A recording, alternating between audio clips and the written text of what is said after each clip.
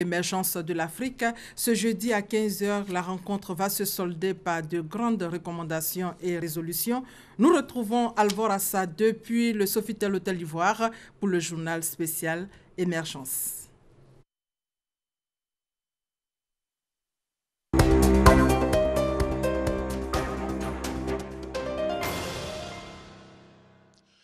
Bonjour Delphine Ngla, bonjour mesdames et messieurs, bienvenue sur RTI1. Nous sommes en direct de Sofitel Hôtel Ivoire pour le troisième et dernier jour de la deuxième édition de la conférence internationale sur l'émergence de l'Afrique qui s'est ouverte mardi ici à Abidjan en présence de plusieurs chefs d'État et de gouvernement. Après 3 jours d'échange, c'est le mois de la restitution.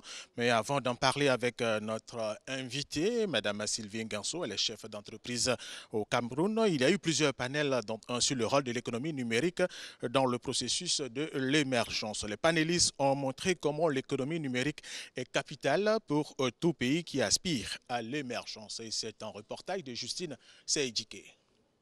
Les 7 panélistes membres de la société civile, ministres et représentants du secteur privé ont partagé leur vision du numérique qui, selon eux, doit soutenir l'émergence.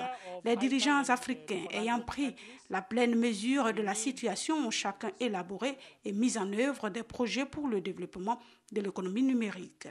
Aujourd'hui, nous sommes à plus de 100% de taux de pénétration en téléphonie mobile. Nous sommes aux environs de 40% d'utilisateurs de l'Internet en Côte d'Ivoire, une dizaine de millions sur les 24 millions de population.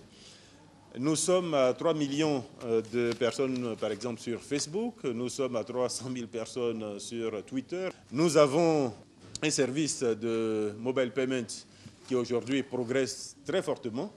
Nous sommes aujourd'hui entre 7 et 8 millions d'utilisateurs en Côte d'Ivoire de ce service. Plusieurs projets ont été entrepris par l'État, parmi lesquels on peut citer la connexion du Congo aux autoroutes de l'information à travers la station terminale de Matombi par le câble à fibre optique West Africa Cable System, WACS, depuis 2012. Il a été mis sur pied un projet de couverture nationale en télécommunication au volet TIC. Tous préconisent la coopération sous-régionale et régionale des pays africains en matière d'éthique pour asseoir une économie numérique forte, important indicateur d'émergence. L'éducation, la formation des jeunes et la maîtrise de la démographie sont pour les experts présents à cette conférence internationale sur l'émergence de l'Afrique une exigence. Les panélistes proposent une adéquation formation-emploi en s'appuyant sur les besoins des marchés. C'est avec Francis Boifo. Outre l'industrialisation, la modernisation des infrastructures économiques et l'amélioration du climat des affaires, aller à l'émergence nécessite un investissement dans le capital humain. La priorité reste l'adoption de nouvelles politiques d'enseignement dans les universités. Il faut se rapprocher de l'économie réelle et des entreprises. C'est-à-dire qu'on doit créer effectivement, je dirais, une nouvelle relation ou un nouveau cercle magique entre les pouvoirs publics, les universités et le monde effectivement de l'entreprise. Deuxième élément, baisser les coûts de formation. Et donc pour ça, il va falloir effectivement que l'Afrique engage une révolution numérique dans l'éducation. À ce niveau, la Côte d'Ivoire qui aspire à l'émergence en 2020 a fait d'énormes progrès. Ce qui reste à faire, c'est de continuer la politique de décentralisation. San Pedro doit ouvrir, Bondoukou, il y a le village universitaire d'Adiaké.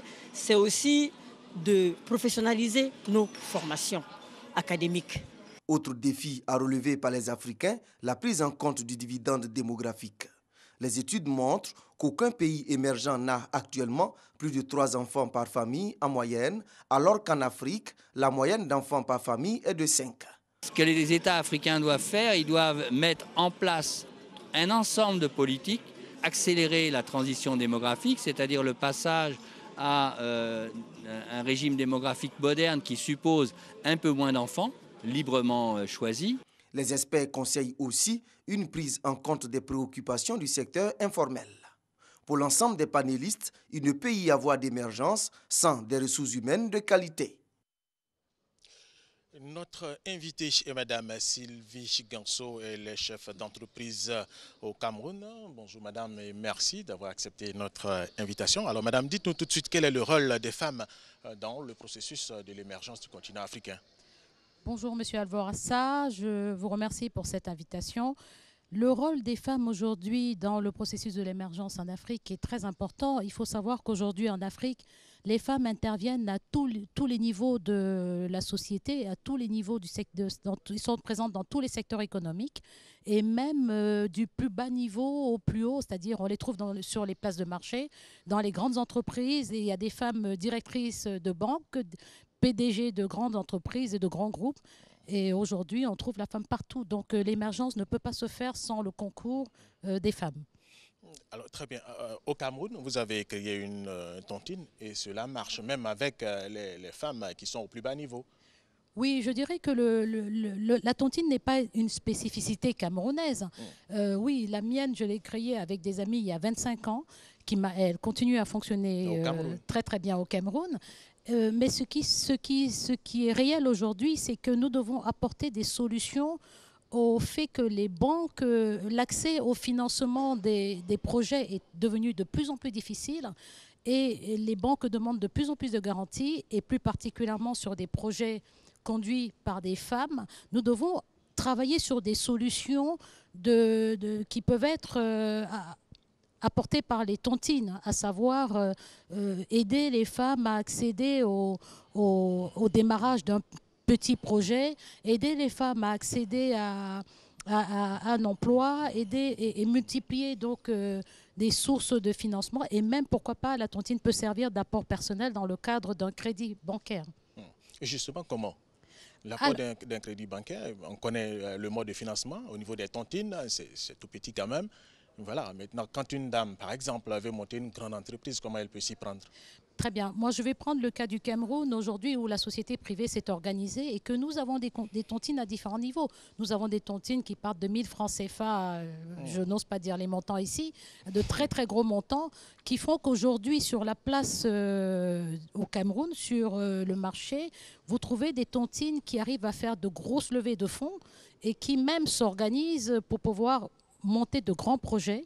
Et cet exemple-là, nous devons le dupliquer et nous devons essayer de l'essayer ailleurs, dans d'autres pays africains.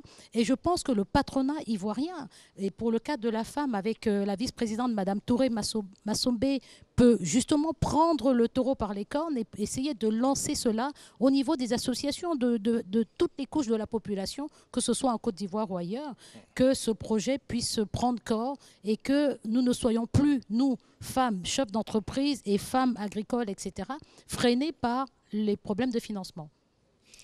Vous avez fait partager cette expérience lors de cette conférence, n'est-ce pas? Absolument, sur invitation de la Côte d'Ivoire. Tout à fait, mais il y a tout de même des risques avec les tontines. C'est vrai, mais ce qu'il faut savoir, c'est que nous sommes africains. Nous devons adapter tous les systèmes de financement en termes d'émergence. Nous devons adapter tous les conseils qui nous sont donnés à nos réalités africaines. Il faut savoir qu'on ne s'associe pas avec des gens qu'on ne connaît pas. C'est le même système pour la tontine. La base de la tontine, c'est la confiance. Le risque, effectivement, c'est que un membre de la tontine puisse partir avec le capital de la tontine. Mais aujourd'hui, ce risque est diminué parce que les tontines en Afrique ont mis des gages et ce qu'on appelle les cautions. Il y a des avalistes, il y a des chèques de caution qui sont déposés, qui font qu'aujourd'hui, il y a très peu de membres qui sont capables de partir avec le capital d'une tontine sans pouvoir avoir les moyens de récupérer cet argent. Vous avez la possibilité de les poursuivre. Alors, madame, que retenir de cette conférence internationale sur l'émergence du continent africain? Vous êtes là depuis le début. C'est voilà, le dernier jour aujourd'hui, notre dernière préoccupation. Écoutez, nous allons tous, il se passe quelque chose, il s'est passé quelque chose à Abidjan pendant ces 3 jours. Je pense que c'est le réveil définitif de l'Afrique. Et nous devons noter qu'à partir de maintenant, l'Afrique doit trouver des solutions.